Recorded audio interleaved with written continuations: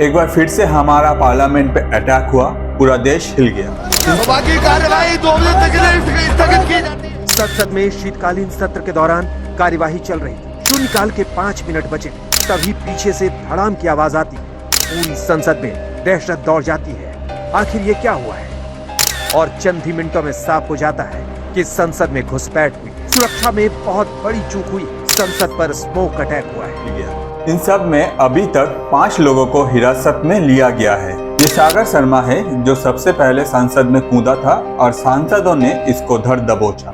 सागर शर्मा लखनऊ के रहने वाले हैं और परिवार का माने तो सागर शर्मा एक बैटरी रिक्शा चलाता है। सागर शर्मा के पिता कारपेंटर है और सागर 2 साल बैंगलोर में रह चुका है। घर से निकलते वक्त सागर ने अपने फैमिली को बोला था कि ये दिल्ली जा रहा है विरोध प्रदर्शन के लिए। ये है मनोरंजन डी, संसद में घुसने वाले दूसरा आरोपी। सागर शर्मा के बाद मनोरंजन ने संसद में छलांग लगाया, लेकिन इसको वहीं धर दबोचा गया। मनोरंजन पेशे से एक इंजीनियर है और मनोरंजन का फैमिली कर्नाटक के मैसूर में रहता है।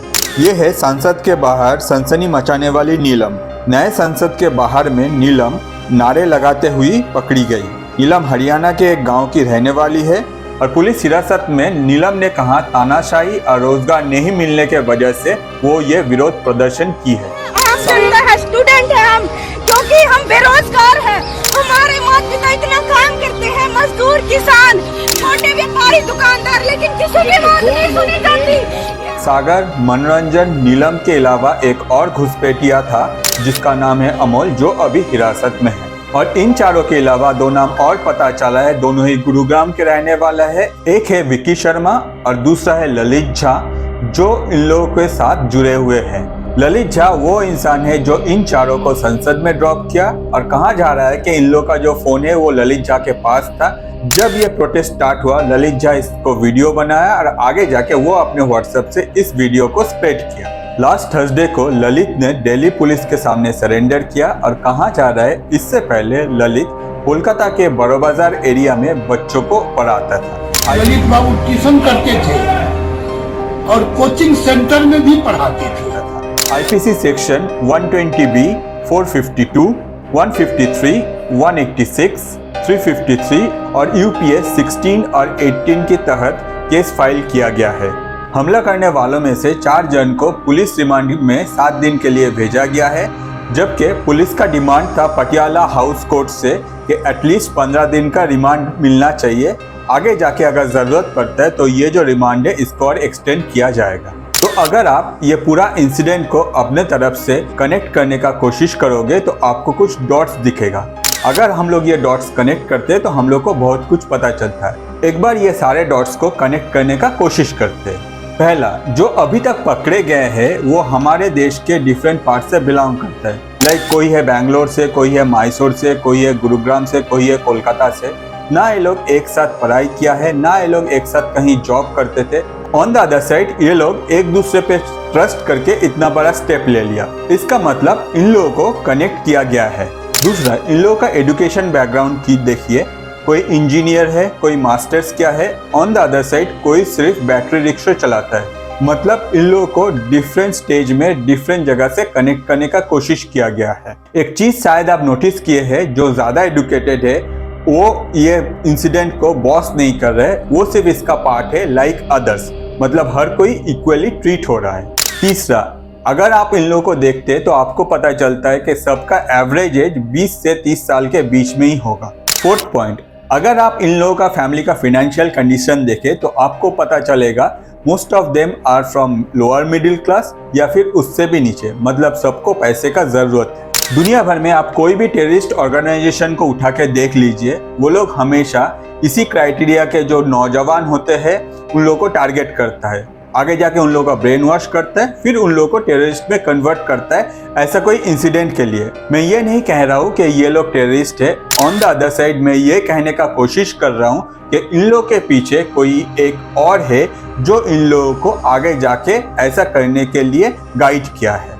एंटी इंडिया मूवमेंट को लेकर डिफरेंट कंट्री का डिफरेंट व्यू है, मगर हम लोग के देश में ऐसा कोई मूवमेंट को हम लोग को बढ़ावा देना नहीं चाहिए। 2001 के अटैक के बाद से ये जो डेट है ये हर भारतवासी के दिल में एक स्पेशल जगह ले लिया है। नॉट बिकॉज कि हम लोग के पार्लियामेंट में अटैक हुआ, बट जो जवान हम लोग के देश के लिए शहीद हुआ उन लोग के लिए। 2001 का अटैक के पीछे लश्कर और जैश का हाथ था और उन लोगों को पाकिस्तान से ऑपरेट किया जा रहा था। No doubt they are well train for this type of activity. और 22 साल बाद इंसिडेंट, तो नो डाउट ये हम लोगों में एक क्यूरियोसिटी पैदा करता है। मगर सबसे अच्छी बात है कि इस बार कोई कैजुअलिटीज नहीं है। और ऐसा नहीं है कि सिर्फ इंडिया में ही पार्लियामेंट पे अटैक होता है। अगर आप पास्ट में जाके देखेंगे तो डिफरेंट टाइम में डिफरेंट कंट्रीज के पार्लियामेंट में बहुत बार अटैक हुआ है। फॉर एग्जाम्पल, इंग्लैंड में 5 नवंबर 1605, 17 जून 1974, 30 मार्च 1979। यूएस में 24 अगस्त 1814, 22 जुलाई 1915, 1 मार्च 1954, 1 मार्च 1971, 7 नवंबर 1983, 24 जुलाई 1998। कनाडा में 27 अप्रैल 1813, 18 मई 1966, 8 मई 1984, 7 अप्रैल 1989। वेनेजुएला में 24 जन 1848, फ्रांस में 5 मई 1848, 9 दिसंबर 1893, 6 फरवरी 1934। इसके अलावा भी Belgium, Germany, Lebanon, Syria, Israel, Japan, UK, Russia और भी डिफरेंट कंट्रीज के पार्लियामेंट में डिफरेंट टाइम्स में अटैक हुआ है। इन सब में दुनिया का सबसे एडवांस कंट्री यूएस का पार्लियामेंट में सबसे ज्यादा अटैक हुआ है। तो इन सब से हम लोग क्या सीखे? पहला, कोई भी कंट्री में अगर पार्लियामेंट में अटैक होता है तो उस कंट्री का जो सिक्योरिटी है उस पे एक ब्लैक मार्क क्रिएट होता है। आगे जो अटैक करते हैं उसको इंटरनेशनल अटेंशन मिल जाता है। दूसरा, उस कंट्री के ऑपोजिशन को एक चांस मिल जाता है कि एक नया इशू जिसमें वो न्यूज़ चैनल में जाकर डिबेट करेगा और इंस्टेड ऑफ फाइंडिंग सोल्यूशन वो लोग सिर्फ बातों का पतंगर बनाएगा, जिसमें देश का जो सिक्योरिटी है उसमें आगे जाके कैसे तरक्की किया जाए इस रिलेटेड कोई इन्फॉर्मेशन नहीं रहेगा। तीसरा, हम सबको पता है पार्लियामेंट में देश के सबसे जो मेजर प्रोजेक्ट है वही डिस्कस होता है, जिससे आगे जाके कंट्री का जो ग्रोथ है वो डिपेंड करता है। और जब ऐसा कोई इंसिडेंट होता है तब ये सारा जो डिस्कशन है ये थम जाता है, जिससे आगे जाके हम लोग जैसे जो देशवासी है या फिर जो टैक्स पेयर है उन लोगों के लाइफ पे इफेक्ट पड़ता है। पता है बोलने से कुछ नहीं होगा, मगर फिर भी बोल रहा हूँ, हम लोग जो नेताजी को वोट करके पार्लियामेंट में भेजते हैं उनमें से ज़्यादातर पार्लियामेंट में जाके बहस करते हैं और पार्लियामेंट का जो कीमती समय है उसको वेस्ट करते हैं, जिसका जो इफेक्ट है वो हम लोग के लाइफ में ही आता है। और हम लोग फिर से वही नेताजी को वोट देते हैं और नेताजी एक बार फिर से पार्लियामेंट में जाके बैठ जाते हैं। अगर आप इस टॉपिक पे ऑपोजिशन का व्यू जानना चाहते हैं तो आप कोई भी न्यूज़ चैनल देख सकते हैं, क्योंकि हर पार्टी का हर नेता इसके बारे में कुछ ना कुछ बोल रहा है। ऑन द अदर साइड, अगर आप कोई भी डिबेट सुन ले तो आपको पता चलेगा ये डिबेट का जो मेन इशू है टीआरपी, क्योंकि डिबेट में कोई भी इंटरेस्टेड नहीं है सोल्यूशन क्या है। जो इंसिडेंट पार्लियामेंट में हुआ उसका एग्जैक्ट सोल्यूशन क्या है?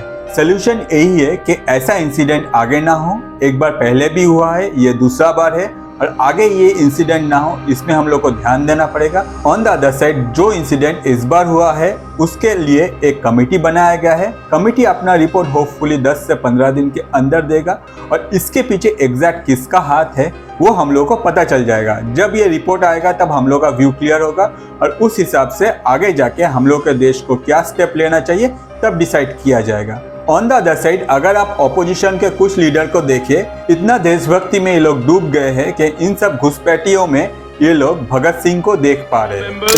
पब्लिक सेफ्टी बिल और ट्रेड डिस्प्यूट बिल। 8 अप्रैल 1929 भगत सिंह के घटना के साथ ये सब घुसपैठियों को कंपेयर कर रहे हैं। एक था भगत सिंह जो अपने देश के लिए लड़ा था और जो देश के लिए शहीद हो गया। ऑन द अदर साइड, ये सब घुसपैठी जो देश का नाम खराब करने के लिए इस हद तक जा चुके हैं और हम लोग का जो नेताजी है उसमें भगत सिंह ढूंढ रहे हैं। तो ये गंदा पॉलिटिक्स नहीं तो और क्या है। कुछ बात हम लोग को समझ लेना चाहिए कि डेमोक्रेसी में कोई भी इशू आ सकता है, मगर जब बात नेशनल सिक्योरिटी का हो तब आपस में लड़ने के अलावा हम लोग को चाहिए एक साथ खड़ा होके हम लोग को देश के लिए सोचना। नो डाउट ये सिक्योरिटी ब्रीच होना नहीं चाहिए था, क्योंकि हम लोग अगर 22 साल पुराना जो इंसिडेंट था उसको भूल गए हैं और आगे जाके अगर हम लोग के साथ ऐसा हुआ है तो इसके पीछे कोई ना कोई जिम्मेदार है। हम लोगों को चाहिए एग्जैक्ट जो कमेटी का रिपोर्ट है उसके लिए वेट करना। जब कमेटी का रिपोर्ट आएगा तो जो चीज हम लोग के पास अभी क्लियर नहीं है वो क्लियर होगा और उस हिसाब से गवर्नमेंट अपना जो स्टेप है वो लेगा। इसके लिए हम लोग को वेट करना चाहिए, ना कि बातों का पतंगर बनाना चाहिए न्यूज चैनल में, जिससे हम लोग का ही बेइज्जती होता है दुनिया भर में। आपको क्या लगता है कमेंट कीजिए, आपका जिम्मेदारी बनता है क्योंकि ये देश आपका भी है और आप अपना जो सोच है वो कमेंट में अगर करेंगे तो हम लोग को भी पता चलता है कि हम लोग का देश में जो रहते हैं वो देश के लिए क्या सोचते हैं। आज के लिए इतना ही। मैं अतनु कोशिश करता हूँ आपके लिए जो इंटरेस्टिंग टॉपिक इंडिया में चल रहा है उस पर वीडियो लाने के लिए। अगर आपको मेरा काम अच्छा लगे तो प्लीज़ सब्सक्राइब कीजिए और अपने दोस्तों के साथ ये वीडियो शेयर कीजिए। Thank you.